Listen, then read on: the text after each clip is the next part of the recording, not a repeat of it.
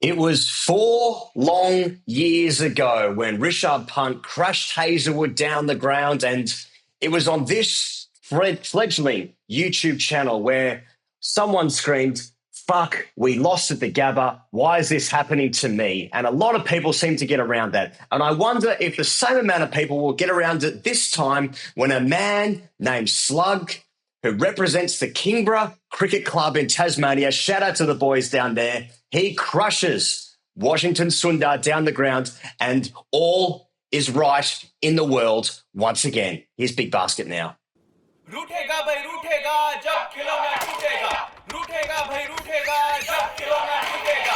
This is Baby Now and this is BB Now. Matlab Big Basket Now, delivering in 10 minutes. जीतेगा भाई जीतेगा. Pezza, immediate reactions, just sweet relief. Just sweet relief because India have been somehow poor yet amazing at the same time in this series, and I don't know if anyone could argue that 3-1 isn't fair, but my God, none of this has been enjoyable. I've not had a good time through any of it, and I have nothing but relief.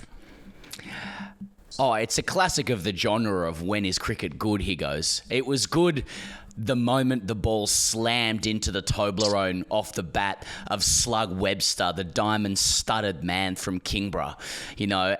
And who among us didn't think, as Punt basically hit the ball to the same place 4 years ago, that it would be a man called Slug who'd fix it all up for us. But it was, I agree with you. Somehow, even though India won emphatically in Perth somewhere around 3 to 4 years ago, it's taken the entire series to turn around that defeat. So emphatic and scary and frightening it was. And India, even without Bumrah, I always felt today was like just a half an hour burst away from walking home, boarding with the BGT. I mean, they have had one foot on that plane, you know, since Adelaide, but they could have taken the BGT with them as well.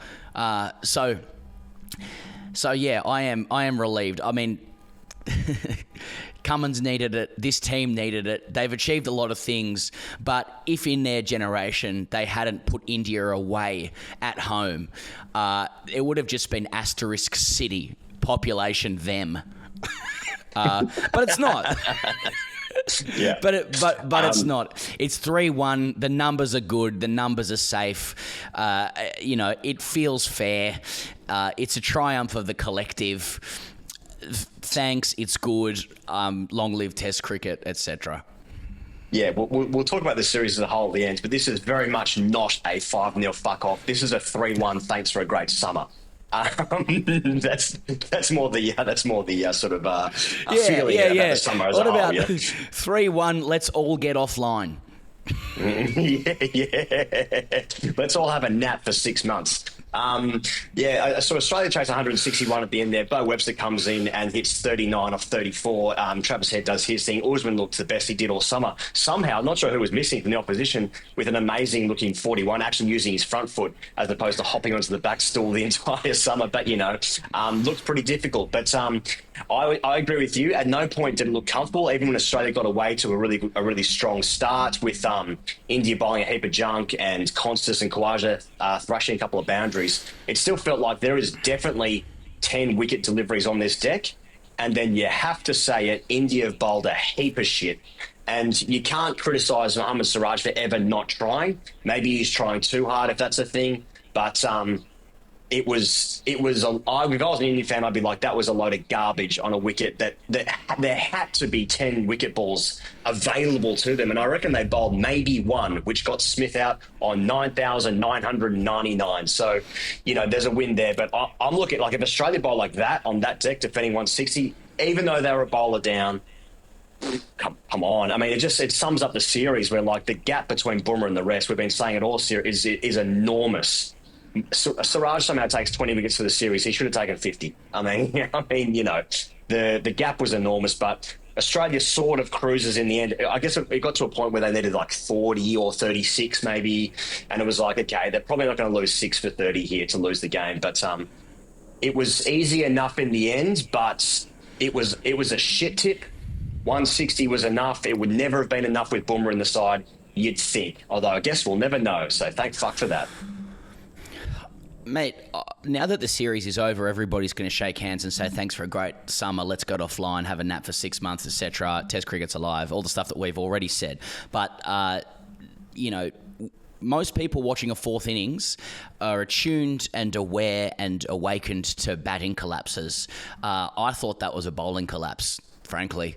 Like, I thought that was it was a take the gas bowling display. I know it's international twos. I know it's boomerless, but you only had to see the way the Aussies went about their work in the first part of the day to see how much was in that deck. And not only was there, as it had previously been, bouncing, carry and sideways, now the ball was dying and now it was keeping low. And for India to serve up what they did at the start, and pretty much from then on, with one or two periods, I think when Marnus and Smith batted, the runs dried up, the boundaries dried up, it started to look quite difficult for Australia. Apart from that, they bowled pus. And perhaps that's symbolic and endemic of what their team has been coming out here. I mean, watching Jasprit Bumrah has just been one of the treats for the eyes and pain for the brain and soul for any Australian that we have ever seen. And after that, it was threes at international level. And so it proved in the fourth innings. Finally, Australia cracked them, and get that BGT. Unbelievable how good Slug looked when he came in. Now, but heading into the summer, he obviously had a great record. He's had a great sort of 18 months at Shield level, maybe a couple of years, and the comparisons with the Garfield Sobers are hilarious and accurate, I suppose, which is based off numbers. I worried that if a guy was going to come in and do business for Australia, like batting six for Tassie might not be a great preparation, because often, apprenticeship, that's much better, because often when guys start into the side batting at six, they've often been batting like 3 or 4. Like I'm sure McSweeney would have liked to have come in and batted 6, rather than open against Bumrah at Perth and all the rest of them, against the pink ball and the Gabba and all that kind of stuff. But how he's looked like our Nitish Kumar already. He's looked like our best batter all of a sudden. I mean, he's hitting at the top of the bounce. He's hitting in underneath his eyes. The footwork is good. It's front foot. It's back foot. He bowled it tremendously. He took good catches. He seemed like a good presence in the side. It was an inspired selection. Now, Boland's going to be player of the match for his 10th. We'll talk about him later, but Beau Webster's contribution with 57 in the first innings, 39 here coming in at a time when there must have been so much chat out there. There must have been the series is on the line when Beau Webster comes in. And if that was me, I'm turning around and kicking him over because I'm scared of someone saying something mean to me. But that was an inspired performance from the Slug. Mate, and don't forget with that chat, as we joked or sort of foreordained a year earlier, it was all in falsetto as well, which is particularly disturbing when you're out there. Yeah, you're right, mate. There was a scenario where they were 4 down with, what was it, how many to win? 50, 60 to win or something like 60, that? Yeah. Yeah, even there was a point with, where there was 30 or 40 to win. And now in grade cricket, if you're 4 for 120, chasing 160 and number 7 is padded up, shitting bricks to win the game, 9 times out of 10, just against all run of numbers, the bowling team wins. That game's over. That's grade cricket 101, right? Everyone's getting out after that for exactly the reasons you said. Walk out, someone's talking, kick them over, I'm scared. Okay? But and when you bat 6 for Tassie, particularly among Sydney siders, that's basically reserved for the second grader in Sydney who couldn't get a gig for New South Wales. So you're essentially a grade player.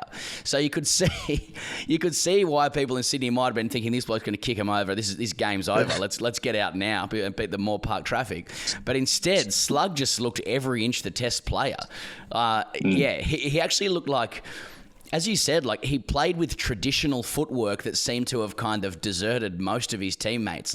It's like if you spend so much time in Test cricket, it fucks you so much having to play in so many different conditions or whatever the fuck it is, and you're on your golf simulator too much, and you're releasing products where you've got little tacks on the ground and things like that, or you're playing your backyard Gatorade cricket or whatever the fuck it is. It just fucks your footwork so much you forget how to play.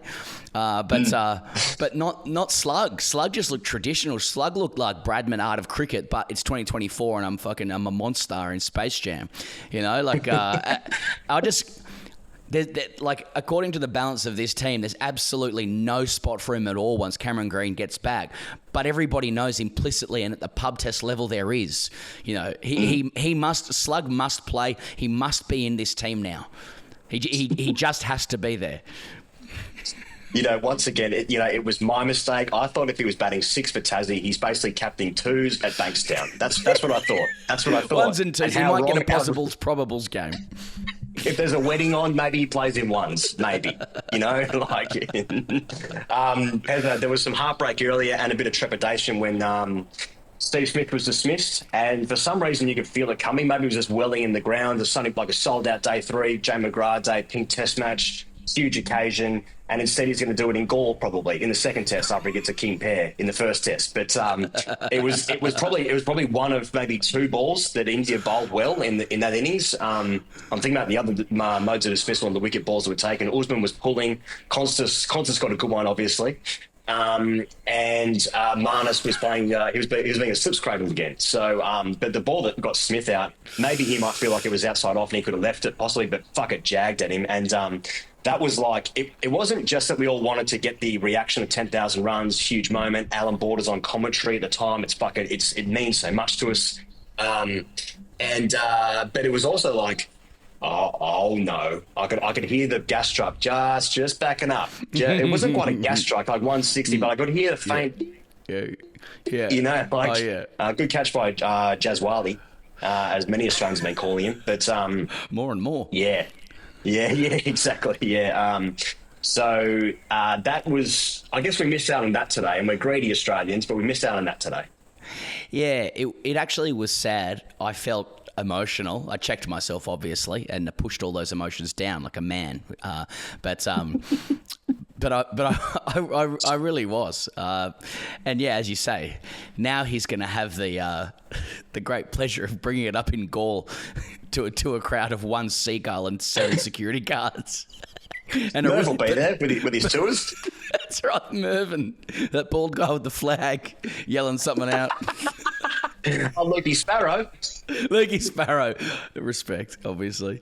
Respect, yeah.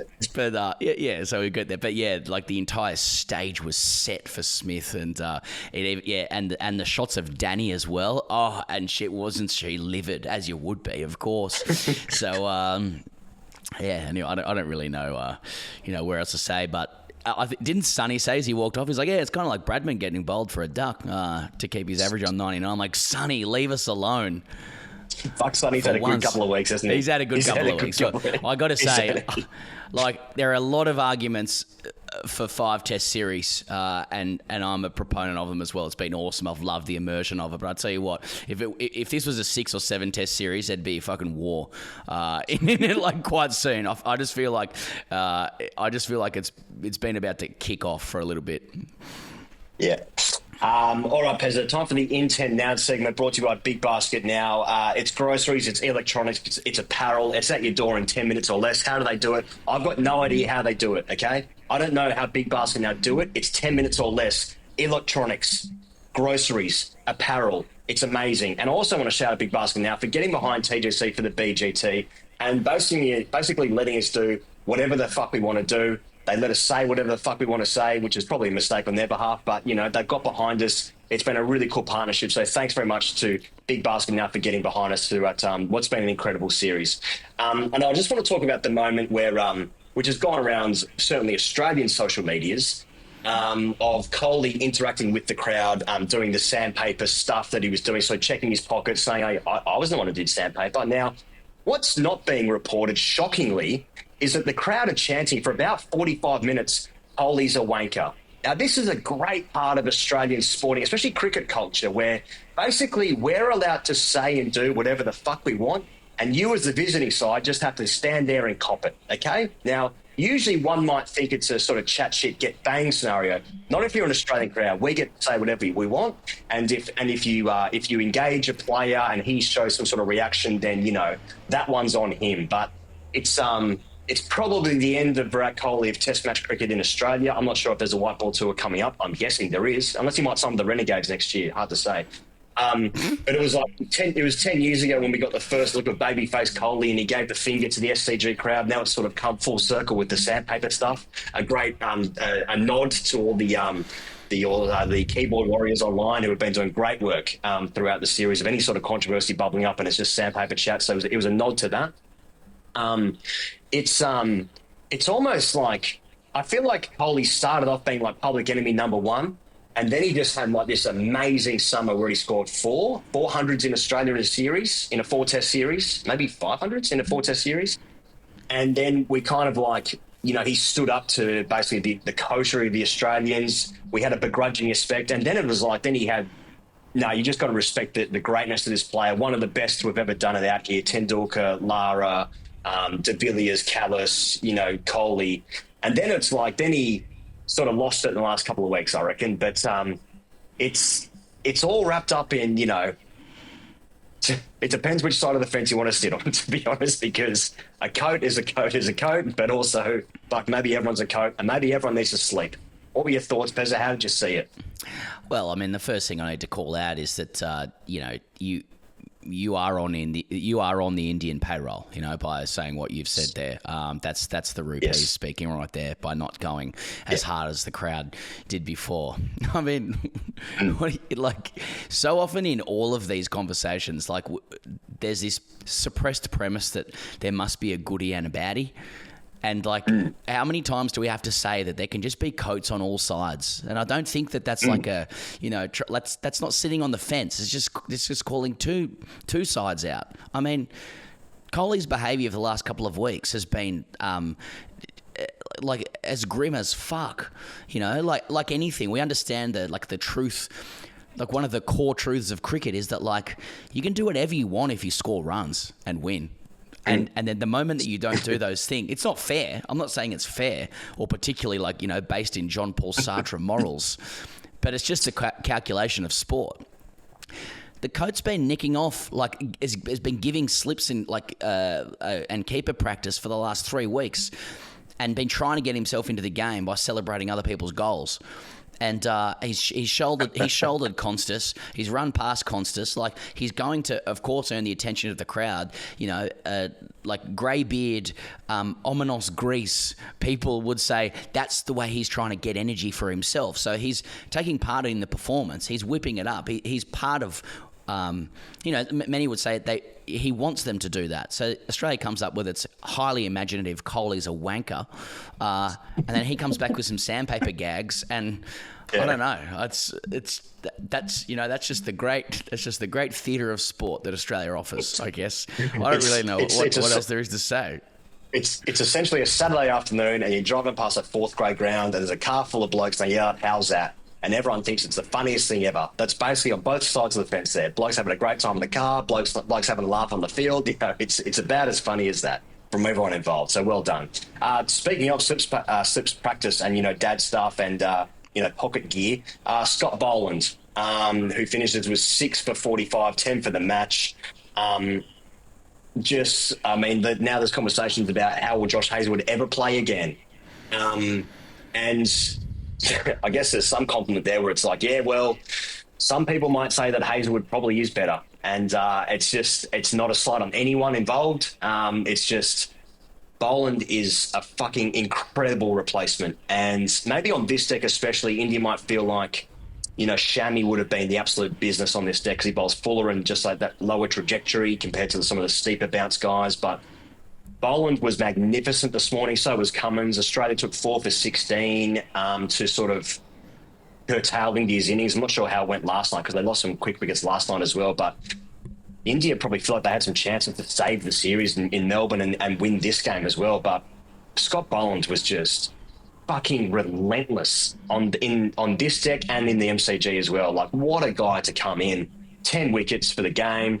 50 plus 56 wickets now in Test cricket at 17. I mean, it's fucking remarkable. Didn't debut until he was 33. Couldn't get into the Victorian side because Siddle and Pattinson were playing, so like he hasn't even played as much first-class cricket as you might think him in the system for like 20 years. But it's just reward for a fucking ripping, salt-of-the-earth guy.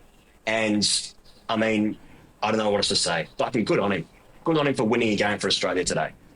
Yeah, absolutely. I feel like I'm thinking about guys like Stuart Clark, like guys who just when they came into Test cricket were just, they were like, they were so ready, to play. And Boland's just been exactly the same. I mean, he appears to me to be Australia's best bowler right now. I know he's a replacement. He hasn't had the same workload, I suppose, as the other guys. He's not playing test after test after test where, we learn more and more that fast bowling becomes about, injury prevention, longevity, staying on the park, all that kind of stuff, whereas Boland has been able to come in and explode and,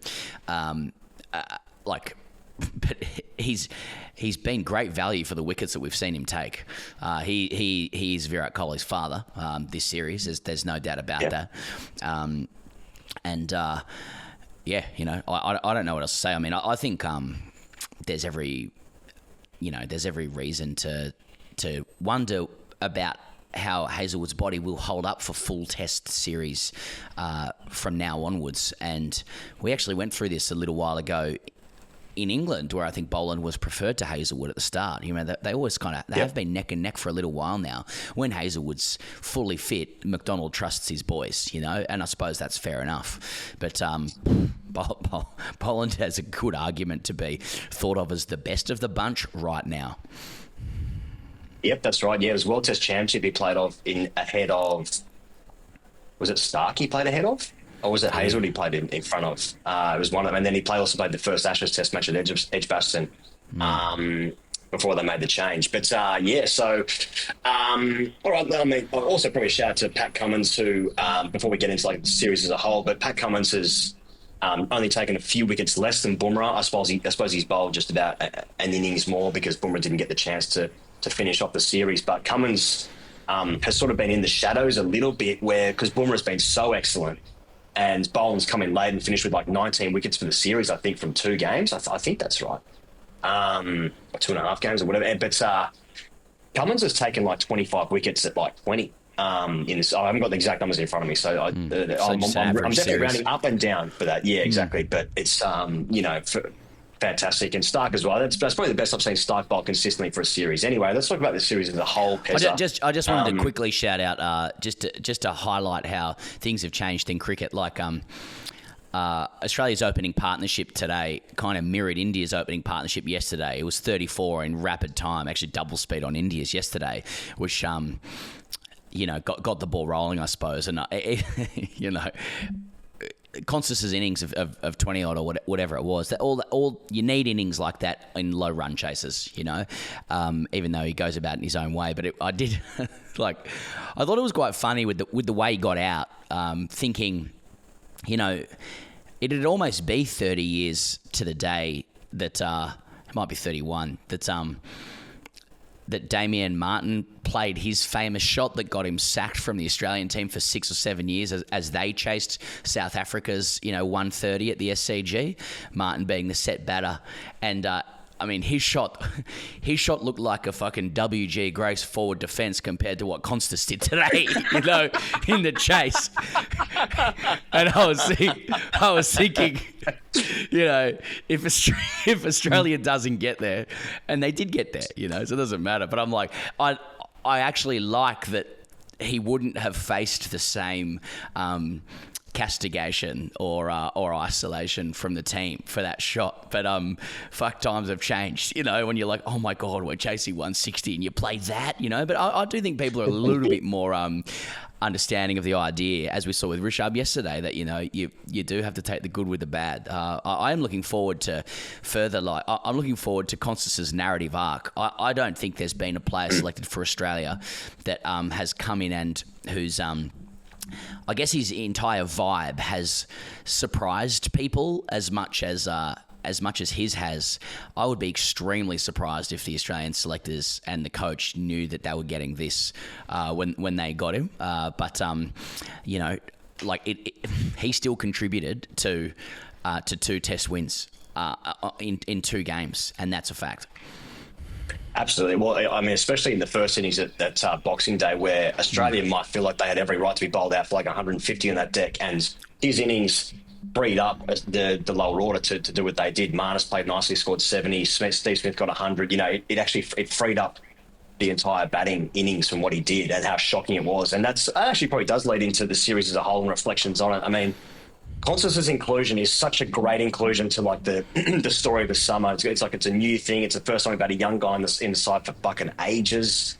But when I think about the summer and I look at the crowds, especially the last 2 Test matches, sold out crowd again today at the SCG. So first 3 days sold out. You know, we had 500,000 at the or was it 400,000 or whatever it was at the MCG last week. Always rounding up again. So I think there was like 850,000 people came to watch cricket, test cricket this year across the 5 Test matches, rounded up to 1 million. And when I've like even my own personal experience was of course just anecdotal, but like my experience is like the Big Bash feels elevated. Like, and I'm looking at the crowds last night. So last night the Melbourne Red played against Melbourne Green, and there was 40,000 people there. And like Stoinis was batting against Zampa. And like Ben Duckett played nicely, and Jacob Bethel looks like an exciting English player as well. And like it was just a good game of cricket. Maxwell fucking hit Hilton Cartwright hit 120-metre 6, and there's all these people in the crowd dove around, which there's no way they were cricket fans like 10 years ago. Just didn't happen. And you look at like what the Indian population, the diaspora here, and have brought to the stadiums in Australia, selling out the seats. You know, feeling like some of these games are away games for Australia. I've had people that have no interest in cricket have been talking about the Test summer. Like, it's by far the best, most interesting series I've ever experienced in my lifetime. India are always fucking hard to beat. They're always hard to beat in Australia, even when Australia have one. But, like, this whole summer has been magnificent because of, like, the contribution and the controversies from, like, basically everyone involved. I've got to say, thank fuck it's over, because I feel like it's been bubbling away just a little bit. Like if it was 6 Tests like it used to be in the Ashes in like the 90s, I think this podcast ends because someone dies. but mate, what a fucking great summer we've had. And I don't know how even though India are shit, fuck, they're hard to beat. They're so hard to beat. What a great summer. Full stop. Absolutely, mate. And I think you know, I think Australia ultimately got it done off the back of, you know, consistency, and within that, like the median contribution of players who may have been a bit out of form. You know, they weren't reliant on any one person in the way that India was. You know, like and this is the way Australia's always played their cricket when they've played it well. Even when guys have been out of form, it just feels like they all take it in turns. You know, like someone steps up for the team if other people are struggling. With the exception of the bowlers who just always seem to get the job done. Now, of course, Usman's explained that that's because there's a new ball and they've been juicing up the decks for years. But you know, the Aussies, like consistency, their relentlessness, their ability to stay level when things don't go their way, you know, that's leadership stuff. They could have easily thrown their toys out the pram or been completely rattled after that Perth defeat. You know, but they weren't. They scrape contributions from guys that are out of form, and when guys are in form, they cash in. You know, we saw that with Travis Head. We saw that with Smith later on in the series. India missed Bumrah this afternoon, but they probably got more than their full allocation from him this series. I thought that one thing was interesting about the series to me was that I felt like, you know, Australia had to deal with the loss of Cam Green before the series, which is big for their team balance. They had to deal with the loss of Josh Hazlewood halfway through the series. And India had to deal with the loss of Mohammad Shami. And I thought, interestingly, for a country that we laud so much for their depth and their production line, it was Australia, through being able to replace Josh Hazlewood and get by without Cam Green, that ultimately made the difference. Whereas India couldn't replace Shami in any way. You know, that there just didn't seem to be the depth of fast bowling there to cover for his absence. And so I do think the two bowling attacks were really the difference. Bumrah was the outstanding player. I don't know who player of the series is, but it'll be a joke if it's not him for me. But after him, they just didn't have enough. and there's nowhere to hide in a 5-test series, and it told. Yeah, when I think about the decks, especially like Australia wanted to plan these decks now, like this one's a joke. Like this one's too far. Agreed. Like we all know what they're trying to do with it, but this is stupid. And it's a bit in the same way that like certainly we feel like when we go to India and it spins too much, it's not a skill of anyone. Like no one wins from it. It's a complete lottery, and this was as close to those ridiculous spinning tracks that we see in India or India, sometimes. So, but they've wanted to play on these decks, and they've known that Bumrah is good, and he has had. People are talking about him being the greatest of all time, right? And we've said this ourselves. It's the best we've ever seen, albeit us being relatively young compared to others making the same statement. And Australia have still performed better over 4 test matches, you'd say, despite someone from the opposition being one of the greatest to ever do it. And the threat level was just insane. So, like, I guess Australia must feel extremely satisfied and, like, proved right that this is the right method for them. It'll be interesting what happens next year. Just generally speaking, I think this series has been so spectacular that like it will actually boost the Ashes.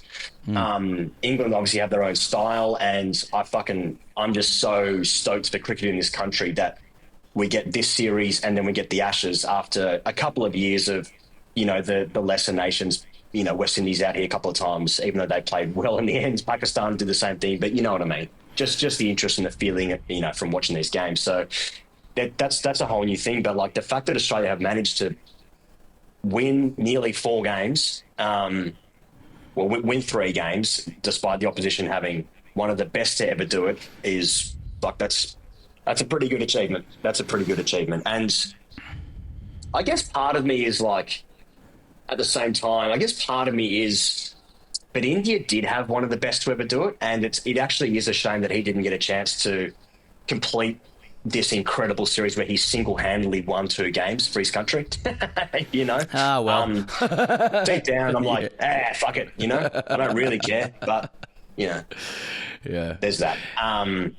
Anything else you want to say in the summer, Pezza? Oh, look, no. Not really. I'd like to thank people, but let's do AskTGC, and we can say that for the end. Okay, will Slug fit in the SCG cellar? What if he dips his head? Yes, indeed. Yes. Muzz asks, g'day Muzz, how are you? Are we ready to bestow the title of Honorary New South Welshman on Scotty Boland and Slug? I could think of no more fitting tribute to those 2 players than to say that they're Honorary New South Welshmen, and they'll appreciate that as well.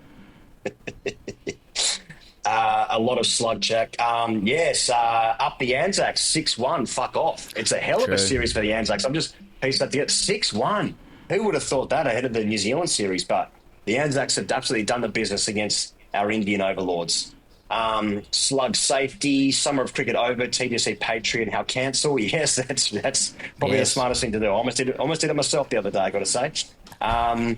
Oz cricket in crisis as we can't stop winning. Yes, or capacity could be whining, depending if that might be Sonny Gavaskar's burner, who didn't want to whine about the wicket whilst also whining about the wicket. So, I know, yeah, I know. I love to register the fact that I don't complain via a complaint. He's good, isn't he, Sonny? And he knows what he's doing. He knows what he's doing.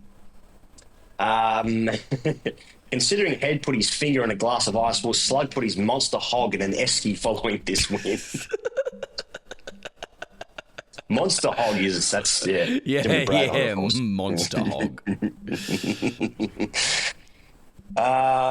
Would it be fair to say Australia dominated from Stark to Natish? Yes, well, Natish Rahman, of course. Nice bit of wordplay there. Drone Swarm Light Show, when is? Yes. Did India bring a ute to a Hilux job? Yes, I think that is that's one of the most relieving things about the summer, when like you can stop seeing the same ads every sort of 60 seconds, depending on which platform you prefer. But there is that. And retire Slug number when? Yes, just a lot of appreciation. It's like, one more thing, Pezza. Will this inspire the Swannies to show a bit of fucking fight next year? I thought that was a nice touch from Channel 7, actually, Pezza. Thanks, mate. Yeah, okay, yeah, hospital that one to me. Yeah, no, it was really good to see the corpse of summer registered at lunchtime at the fucking denouement of one of the great series in recent memory with a interview between James Brayshaw and Errol Goulden and Tom Papley. And you know what's worse?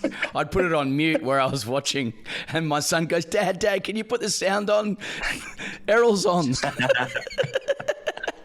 He's a beautiful kick, isn't he? He's a beautiful kick. He's a beautiful kick inside, very penetrating inside 50. His entrances, isn't it?